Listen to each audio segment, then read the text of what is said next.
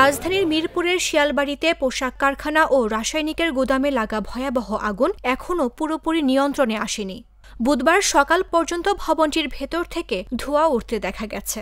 Fire সার্ভিসের অন্তত 12টি unit টানা কাজ করছে আগুন নেভাতে। তবে রাসায়নিকের উপস্থিতির কারণে আগুন নিয়ন্ত্রণে আনতে সময় লাগছে বলে জানিয়েছে ফায়ার সার্ভিস।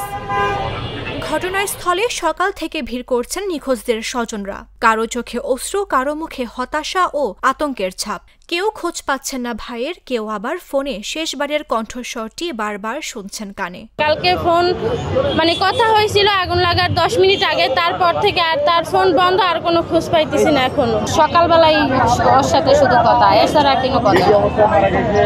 অনেকেই দেখছে হাসপাতালে খোঁজ নেওয়া আছে। এদিকে কেউ কেউ অভিযোগ করেন ভবনের গেটে তালা মারা থাকায় বের হতে পারেনি অনেকে। একটু আগুন লাগার ফলে গেট তো খুলে দেওয়ার উচিত ছিল। গেটে তালা কেন ছিল? গেটে 2টা তালা মারা ছিল, উপর দিয়েও যাওয়ার রাস্তা নেই, মেইন গেটেও তালা মারা ছিল। কেন ছিল এটা?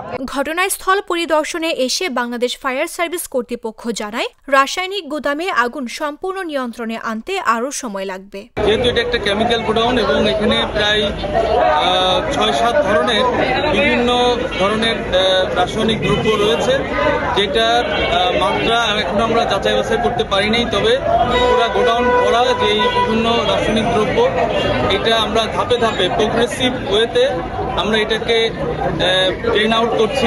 এদিকে এই অগ্নিকাণ্ডের ভয়াবহতা সবশেষ কোথায় গড়াবে সেটিই এখন সংশয়ের বিষয়। জাগো নিউজ, ঢাকা।